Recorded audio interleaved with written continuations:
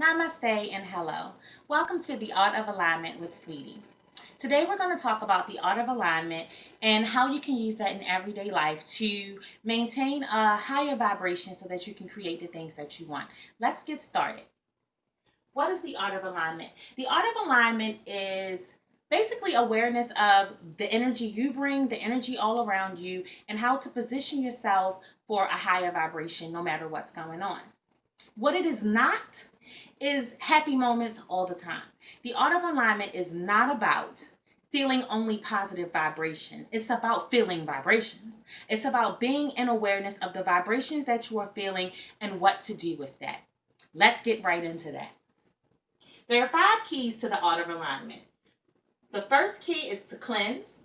Second is to ground. The third is to rise. The fourth is to focus.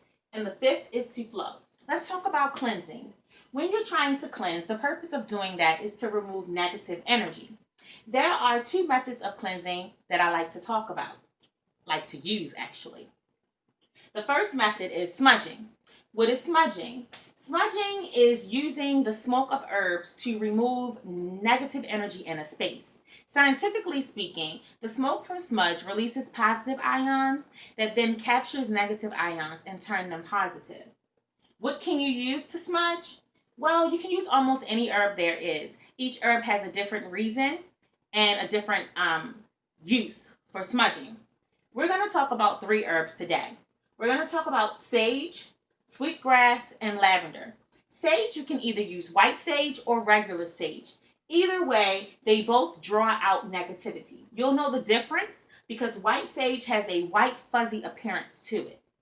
Sweetgrass is used to bring positive energy into your space, and lavender restores the peace. You could see here how a combination of herbs would be really good to do the job for cleansing your space and inviting a little inner peace. The second method for cleansing I like to use is salting. What is salting? Salting is using just that, salt, to do the same thing as smudging, cleanse the negative energy out of a space. It kind of does it the same way. The salt releases a negative ion that then goes out and collects positive ions. What they do, however, is trap the positive ion to be rinsed away or to be taken away upon dehydration.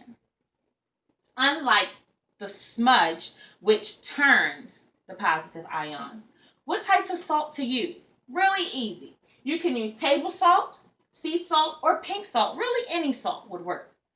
What's up with the table salt? Well, table salt dissolves rather easily, so it's really good to use if you're trying to make like a room spray or something of that nature. However, I wouldn't recommend it for physical use or for ingestion because it contains sodium chloride, which is used to keep it from caking. However, it's still not good for you. Sea salt, however, is mineral rich. It is often used for purification and for protection. You'll see people do things like put sea salt across a door seal or in the corners of their home that wards off negative energy. Pink salt is high in iron. It purifies. It's used for blessing, also for protection, and it represents all of the elements. Pink salt and sea salt would be ideal to use for like salt showers and salt baths to help remove negative energy from your space. And I say that because they offer other benefits besides just removing negative energy. They also have nutrients for you as well. So we talked about the first step of alignment, which is cleansing. Let's talk about grounding. What is grounding? Well, grounding is really easy to understand. It's to be connected and present in the actual moment. Not only just the moment, but in your life experience too. How do you ground? Well, we're going to talk about 3 methods of grounding, which is earthing, crystals, and sound. What's earthing and how do you do it? I understand wanting to know. Earthing is simply connecting with the earth. It is building a connection with the earth, thus a connection with your experience here. Because your experience here, quite frankly, has everything to do with the earth. You live here. So connecting with the earth is a good way to get grounded and connected in your life experience. It helps to nurture that root chakra, which is responsible for your connection to earth. If you're a person who's kind of not really digging life too much, you might want to take a chakra test. Check out that root chakra. How's it done? Okay, well, you just find you a nice bare patch of earth, grass, not concrete. Take off those shoes and step right on. You can do something as simple as visualize roots growing out of your feet into the earth. You can visualize you becoming the earth, however it works for you. The point with visualization and earthing is to actually get a sense for the feel of the earth, to feel the energy of the earth underneath your feet, be it the sensations of the physical into the visualization of the spiritual connection that you'll have with the earth. That's grounding. Crystals. Let's talk about using crystals for grounding because they work too. Well, what are crystals? Crystals are, simply put, mineral deposits in the earth that collect energy as they form.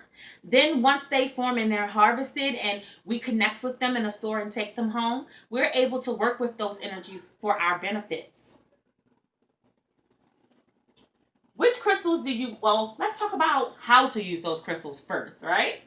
How to use them. Well, they're really easy to use. Two easiest ways is to wear crystals and to meditate with crystals. To meditate with crystals, you simply want to hold it in your hand while you're meditating and allow an openness of experience. Don't have expectations. Just allow what happens to happen in your experience with your crystal. Another way you can use crystals for meditation is to hold the crystal in your receiving hand, which is typically your non-dominant hand, and to meditate with your dominant hand open as your output of everything that you do not need, and you are with the crystal in your receiving hand to get an input of everything that crystal has to offer. That's one way of meditating with crystals. Well, two actually I gave you. The other way of using crystals is to wear them. You can buy necklaces that have like little crystal cages or crystal lockets, and you can put the crystal right in and wear it. You can find bracelets that are made out of crystals. I have a friend, Sam Smith. She makes beautiful, beautiful bracelets. It's New Vintage by Sam. She makes really pretty bracelets that you can check out, and they have crystals on them. They have spiritual benefits as well. What else? Crystals to use. Let's talk about crystals that you can actually use for grounding. Now, honestly, there is a whole list of crystals that you can use to do this, but we're going to talk about 3 today, 2 of which are my absolute favorites, right? Amber, hematite, and lava rock. Lava rock is my jam. I love to meditate with me a lava rock. It makes me feel extra connected and also extra powerful. I feel that it has a fire energy with it, being as though it's a lava rock from a volcano, you know? So these are stones that you can use when you're trying to get grounded through the use of crystals. You can wear them or you can meditate with them. I suggest meditating with crystals and wearing them if you find that you have root chakra issues. Also, to get a consistent effect, you can wear your crystal, and that gives you a constant flow of that energy from your crystal. Sounds. Sounds are another way that you can get grounded and connect with the earth. Let's talk in specific about that root chakra. Every chakra has a mantra and an affirmation, but the root chakra in particular is the chakra that grounds you. That's the chakra that keeps you connected to your life experience. So to do so, using mantras and the root chakra, you want to use Lam.